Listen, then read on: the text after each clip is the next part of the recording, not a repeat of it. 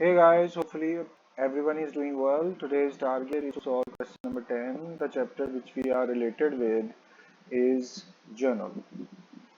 अच्छा, आज के क्वेश्चन के अंदर एज यूजुअल कुछ एंट्रीज पुरानी हैं, कुछ एंट्रीज न्यू हैं, लेकिन न्यू इन अ सेंस उन पुरानी एंट्रीज को ट्विस्ट किया गया है। तो आपकी आज की अटेंशन बहुत ज़रूरी है because you will have to understand new steps. आज हमारे पास 6 एंट्रीज हैं और मैं आपको पहले भी बता चुका हूँ इतना छोटा क्वेश्चन पेपर में नहीं आएगा। पेपर में 10 एंट्रीज का क्वेश्चन आएगा मिलती जुलती, और उम्मीद ये है कि next lecture would be related to your exams. So this was your brief introduction about the question. We are ready to start. Let's begin. First we will put the date. August 1 is date. Then second we need to put the narration. Started business with cash. Started with cash.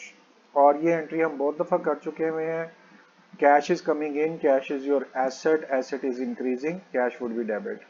Amount with which you will start your business is called capital, which is our liability. अब amount put कर लेते हैं. 1 lakh rupees on debit side and 1 lakh on credit side. August 1 is completed. Now second is August 5. It is said purchase goods for cash 20,000 and credit 10,000. देखें, बेहतर यह है कि आप चूंकि दो अमाउंट्स है ना, तो दोनों को अलग-अलग कर लें. तो आप करें परचेज गुड्स फॉर कैश, ये हाफ कर लिया एंड से पहले. तो goods are purchase, goods are coming in, it should be debited. We do not write goods, instead of good we write working. क्या काम कर रहे हैं? Purchase. So you will put purchase, cash is going out, asset is decreasing, decrease in asset should be credited. So purchase to cash 20,000 रुपए से, और 20,000 ही आपने credit side पे लिख दिया. अच्छा, और चूंकि अगस्त 5 में दो एंट्रीज है ना, आपने देखा कि goods purchase for cash and goods purchase on credit from Ali. तो हम क्या करते हैं, जो सेकंड एंट्री है उसको अलहदा कर लेते हैं. Purchase goods from Ali. दो बातें इसमें है, अली मेंशन्ड है और वैसे भी उसने क्लियरली कहा हुआ है कि goods purchased on credit. As usual पिछली एंट्री की तरह परचेज इधर आ जाएगा, लेकिन कैश नहीं जा रहा क्योंकि क्रेडिट ट्रांजैक्शन है. Ali is creditor, creditor the person to whom amount is payable, liability. So Ali is credited. और अब इसमें डेट हमने अलहदा से पुट नहीं की हुई. 10,000 is amount of goods purchased from Ali. इस तरह से अगस्त 5 बी एंट्री कंप्लीट हो गई. नेक्स्ट है अगस्त 7. अच्छा, क्यों ना मैं आपको कंबाइन करना सिखा दूं. Look at here, purchase is common factor. So आप इसको रिपीट नहीं करेंगे, जो कॉमन नहीं है उनको रिपीट करेंगे. So when you will make a combine entry, purchase debit, cash or Ali credit, so it means purchase to cash to Ali would be your entry. Combine करना चाहिए, वरना बेहतर है आप उसको अलग अलग कर लें ताकि आपको प्रॉब्लम ना हो. नेक्स्ट अगस्त 7, पहले डेट पुट कर लेते हैं. And August 7 is saying purchase furniture for cash. Narration को पहले फर्नीचर परचेज और उसने कहा फॉर कैश है, तो furniture is coming in, furniture your asset, asset increasing, increase in asset should be debited. और दूसरी बात, when you will buy your cash will go out, so furniture to cash will be your entry. Amount is 8,000. Put 8,000 on debit side, 8,000 on credit side. आपको feel हो रहा होगा मैं थोड़ा सा स्पीडी काम कर रहा हूँ क्योंकि ये एंट्रीज हम बहुत दफा कर चुके हैं. It is your question number 10. So almost in every question we have done these entries. So I'm sure that you people already understood it. अब हम चलते हैं अगस्त 9 के ऊपर.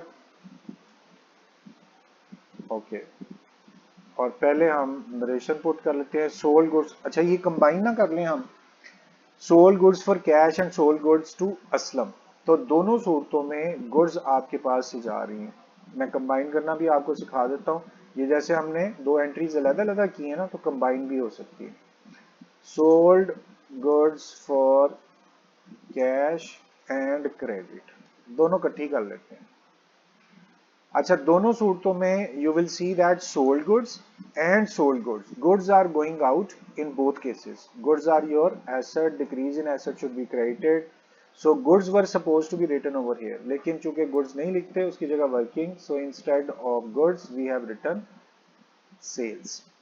अब आप पहचान लें कि आपने कुछ चीजें कैश में बेची हैं, cash will come, cash is your asset, asset is increasing, तो कैश को डेबिट कर दें। और कुछ चीजें जो उधार बेची हैं असलम को, amount is still receivable, Aslam is your debtor, debtors are asset, asset should be debited, तो आप असलम को यहाँ डेबिट कर दें। और क्यों किया? क्योंकि असलम आपका डेटर है और डेटर्स आपके एसेट्स होते हैं और एसेट में इजाफा हो रहा है, इसलिए आपने इसको डेबिट कर दिया। अब अमाउंट पोस्ट करते हैं। देखिए, जो कैश में चीजें बेची दैट वाज 24,000 और 24,000 इधर लिख दें, और जो उधार बेची हैं दैट इज 12,000, वो आप इधर लिख दें।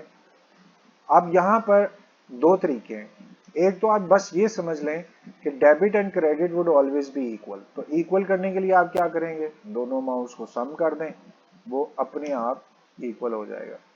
अच्छा, दूसरी बात आप यहां से भी देख सकते हैं कि दोनों ही सेल की हैं, तो टोटल 36,000 की सेल हुई है। अगस्त 9 की एंट्री कंप्लीट हो गई। अब यहां मैं थोड़ा सा आपको शो करा दूं, अगर आपने अलहदा करनी है तो कैश टू सेल्स ये, और फिर Aslam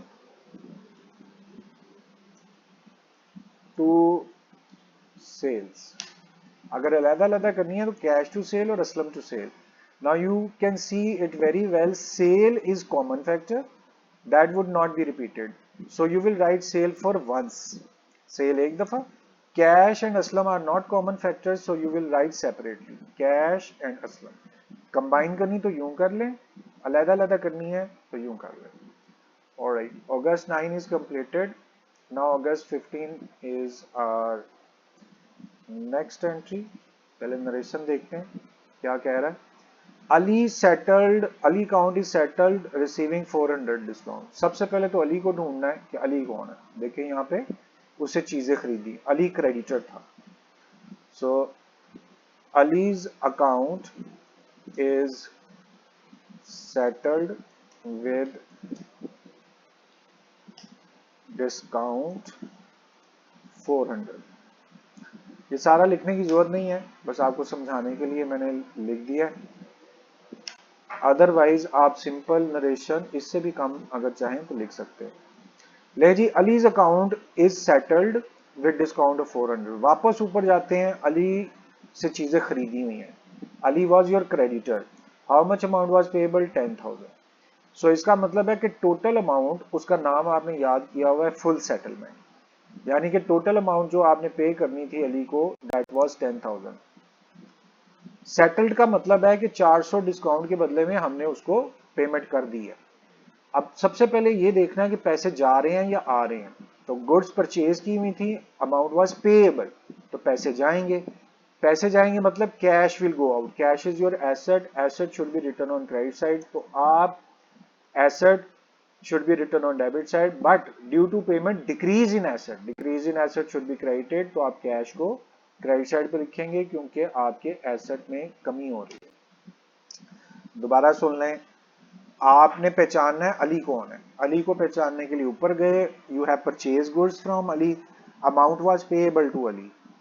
When you will pay amount to Ali, क्योंकि सेटल करना है उसका account, cash will go out, so cash is return on credit side because asset is decreasing. अब अगली बात ये सोचनी कि अली कौन था, क्रेडिटर। जब आपने पैसे दे दिए, he will not be your creditor, he will no more your liability, decrease in liability which should be debited, तो अली का नाम आप डेबिट साइड पे लिख देंगे। अच्छा, अब लास्ट चीज जो रहेगी उसमें लिखा हुआ है डिस्काउंट। अब डिस्काउंट में क्लियर नहीं है कि रिसीव है या पेड है, आपने खुद पहचानना है। चूंकि आप कैश पे कर रहे हैं तो आप नहीं डिस्काउंट देंगे, अली आपको डिस्काउंट देगा और आप डिस्काउंट रिसीव करेंगे। Discount receive means it's your income, income should be return on credit side, so यहाँ पर डिस्काउंट आएगा और आप मेंशन कर दें कि it is discount received. Okay, अब अमाउंट्स का प्रॉब्लम है तो डिस्काउंट की अमाउंट उसने बता दी है, दैट इज 400। तो यहाँ पर आप डिस्काउंट के सामने 400 लिख दें। कुल रकम, दैट मीन्स फुल सेटलमेंट, वो आपको पता है कि from Ali we have purchase 10,000, तो उसको 10,000 नाम के सामने आ जाएगा। अब ये क्वेश्चन मार्क है यहाँ पर, यहाँ कितनी अमाउंट आएगी उसके लिए आपको पता है कि debit and credit would always be equal. अब डेबिट साइड पे 10,000 है, क्रेडिट साइड पे 400 रुपया है, इसका मतलब है क्रेडिट साइड पे जगह कम है। कितनी कम है उसके लिए सिंपली क्या करें, 10,000 यानी डेबिट वाली अमाउंट से क्रेडिट वाली अमाउंट आप माइनस कर दें, तो ये बाकी का बैलेंस बच जाएगा। अब आप चेक करें 96 और 400, 10,000 इक्वलाइज हो गई। तो ये इस तरह से अगस्त 15 की एंट्री कंप्लीट हो गई। अब चलते हैं नेक्स्ट अगस्त 25 में और इसको चेक करते हैं कि 25 को क्या हुआ है। अच्छा, यहां पर भी अगेन वही सेटलमेंट चलनी है और आपने प्लीज अटेंटिव रहना है। Aslam account settled with 400। अब आपको वैसे तो जुबानी याद होना चाहिए कि असलम कौन है। Aslam's account settled with discount 400। लें जी, असलम का अकाउंट भी साथ में सेटल्ड हो गया है और यहाँ सेटल्ड। ऑलराइट गाइस, उसको सेटल करने के लिए भी आपके पास डिस्काउंट का ऑप्शन उसने साथ दिया है, पढ़ें जरा। Aslam account settled with 400। अब पहले असलम को ढूंढते हैं कि असलम था कौन। यहां देखें, पहले ही हमने लिख लिया हुआ है कि असलम वॉज डेटर और डेटर 12,000 रुपीज की चीजें उसको बेची थी। दोबारा जरा दोहराएं अपने दिमाग के अंदर 3-4 दफा, असलम वॉज डेटर, और डेटर आपके लिए एसेट्स होते हैं। आपने उसको चीजें बेची हुई हैं, उधार चीजें असलम को बेची हुई। अगर अलहदा एंट्री करते वहां पे भी ये बात असलम टू सेल। चलें जी दोबारा, Aslam was your debtor from home amount was receivable. अब असलम का अकाउंट सेटल हो रहा है, इसका मतलब पैसे आ रहे हैं, चीजें बेचेंगे तो पैसे आएंगे। सो cash is coming in, cash is your asset, asset is increasing, increase in asset should be debited. तो कैश को आपको डेबिट करना था। किससे पैसे रिसीव हो रहे हैं? असलम से।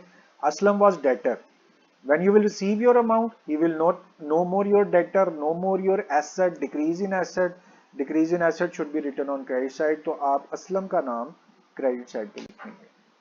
अब चूंकि आपको पहचानना है कि डिस्काउंट है, रिसीव्ड और अलाउड नहीं लिखा हुआ, तो आप कैसे पहचानेंगे फिर कि यहां पर डिस्काउंट आ रहा है, डिस्काउंट दिया जा रहा है या डिस्काउंट लिया जा रहा है? देखिए, जब आप पैसे रिसीव करेंगे ना, तो आपका राइट बनता है कि आप उसे डिस्काउंट दें या ना दें।